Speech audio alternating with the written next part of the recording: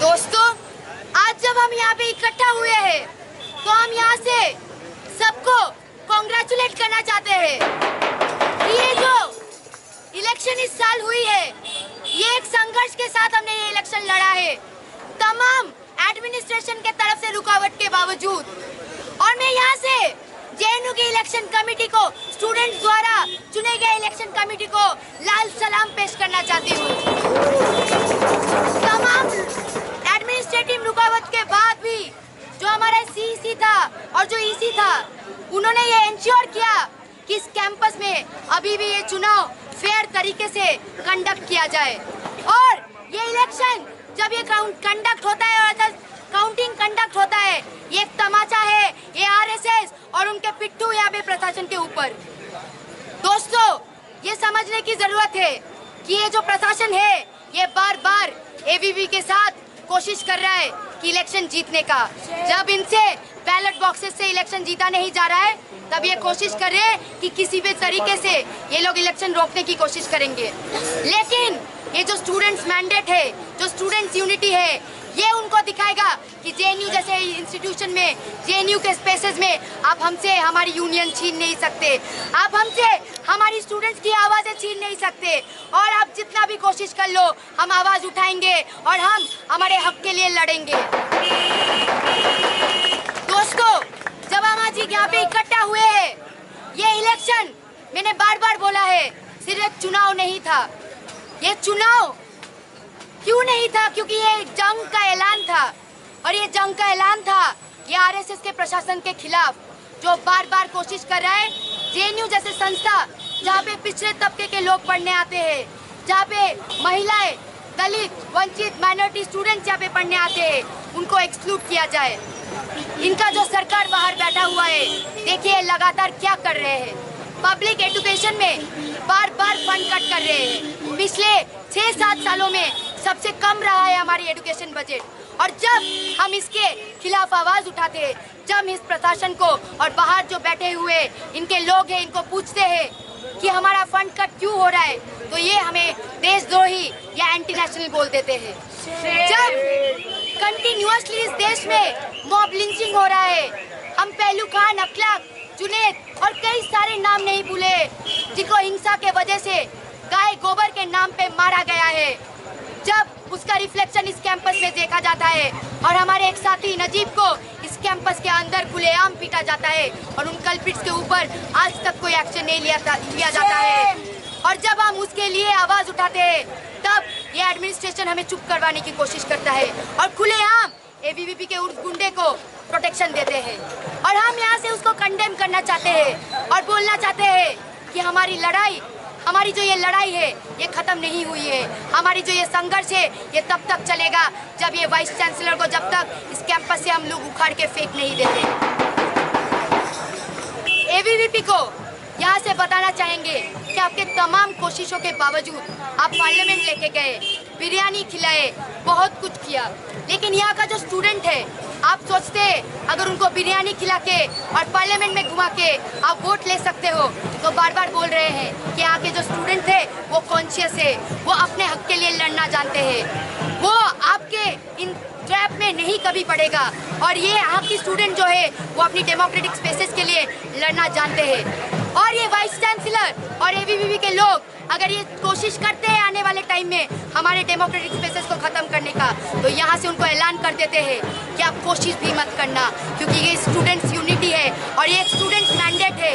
आप लोग को जैसे यहाँ से उखाड़ के हम लोग बाहर फेंक देंगे, जैसे इस इलेक्शन में एक ट्रेंड, एक मैंडेट हमने देखा है, किस तरीके से लेफ्ट के जो मैंडेट है भरपूर तरीके से हमने देखा है, वैसे ही तरीके से जैसे इलेक्शन के बाहर उनको बाहर किया है, उसी तरीके से उनको इस कैंपस से भी बाहर कर देंगे। दोस्तों, यहाँ पे याद रखने की ज़रूरत है कि ये जो सरकार है वो किस तरीके से जो डिसेंट की वॉइसेस है बाहर ख़त्म कर रहे हैं। आप देखिए, कश्मीर में 1 महीने से भी ज़्यादा लगातार कम्युनिकेशन ब्लैकआउट है। वहाँ पे जो अपोजिशन के लोग हैं उनको जेल में डाल दिया गया है। क्यों? क्योंकि वो डिसेंट की आवाज़ उठा रहे थे। बीजेपी का जो सरकार है वो पार्लियामेंट को किस तरीके से मिसयूज करते हैं आर्टिकल 370 को एब्रोगेट करने के लिए और अनकॉन्स्टिट्यूशनल अनपार्लियामेंट्री तरीके से उसको एब्रोगेट कर देते हैं। लेकिन हमें याद रखने की ज़रूरत है, जब जब ऐसे अंधेरा मौका आएगा हमारे लिए एकजुट होकर मशाल जलाना हमारी रिस्पॉन्सिबिलिटी है। और हम इस आरएसएस के पिट्टू वाइस चांसलर को और आरएसएस के लोगों को बता देना चाहते हैं, अगर आप समझते हो कि जेएनयू आवाज़ नहीं उठाएगा, जेएनयू आवाज़ उठाएगा और हर एक उस इंसान के लिए उठाएगा जिनका आवाज़ दबाना चाहते हो। ये चुनाव और ये जो मैंडेट ट्रेंड में है, ये सिर्फ एक ट्रेंड की जीत नहीं है, ये स्टूडेंट्स कम्युनिटी की जीत है। ये स्टूडेंट्स कम्युनिटी की जीत है कि हम लोग आज ये पिट्टू वाइस चांसलर और उनके जो लोग यहाँ पे बैठे हैं उनको रिजेक्ट करना चाहते हैं। साथियों, हम एक स्पेशली बात बताना चाहेंगे, बुद्धा सिंह और जो आरएसएस के यहाँ पे इनके टीचर्स बैठे हुए हैं, इन्होंने साइंस लैब में जाके लोगों से धमका के बोला है कि अगर आप एबीवीपी को वोट नहीं करते तो आपके लैब में ये काम नहीं होने देंगे, अगर आप एबीवीपी को वोट नहीं करते तो आपका जो पीएचडी है वो सबमिट नहीं होने देंगे, आपका पब्लिकेशन नहीं होने देंगे। इनको शर्म आनी चाहिए।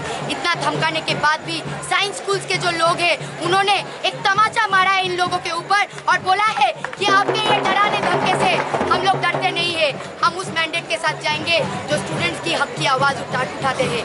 यहाँ पे जो इंजीनियरिंग और एमबीए के साथी हमारे साथ आए हैं उनको हम सलाम पेश करना चाहते हैं और बोलते तमाम एडमिनिस्ट्रेटिव इंटरफेरेंस के बावजूद बार जिस तरीके से उनके ऊपर प्रेशर डाला जा रहा था डिफरेंट टीचर्स और फैकल्टीज के थ्रू, उनके बावजूद वो एकजुट होकर खड़े रहे और एक फेयर रिप्रेजेंटेशन के लिए इस इलेक्शन में चुनाव लड़े हैं। और हम यहाँ से बताना चाहते हैं कि तमाम कोशिश के बावजूद ये एडमिनिस्ट्रेशन आज भी नहीं सफल हो पाया है कि वो किसी तरीके से जेएनयू का जो चुनाव है उसको रोक पाए।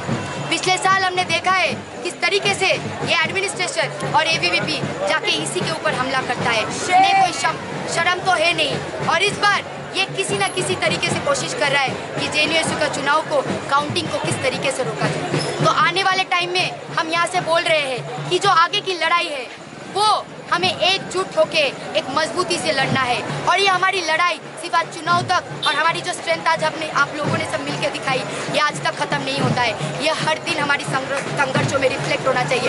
हर दिन जब हम जीएस कैश के लिए लड़ने के लिए जाएंगे तब रिफ्लेक्ट होने की ज़रूरत है। जब हम हॉस्टल की लड़ाई लड़ने जाएंगे तब रिफ्लेक्ट होने की ज़रूरत है।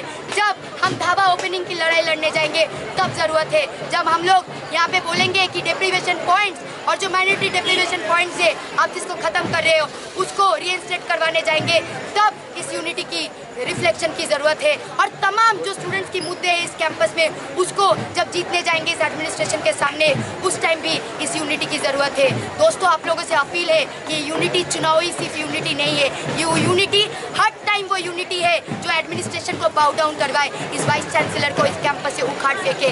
वो यूनिटी है जो इंश्योर करे कि स्टूडेंट्स इस कैंपस में एक इंक्लूसिव एनवायरनमेंट में पढ़ पाए, कोई भी एक्सक्लूडेड फील ना करे और इस वाइस चांसलर को हम लोग इस कैंपस से उखाड़ फेंक दे। इसके साथ हम यही बोलना चाहेंगे कि अभी तो लियांगराई है, आगे और लड़ाई है और उस लड़ाई को हम लोग एकजुट होके लड़ेंगे और जीतेंगे। इसके साथ मैं बात खत्म करना चाहूँगी। शुक्रिया। इनकलाब जिंदाबाद। छात्र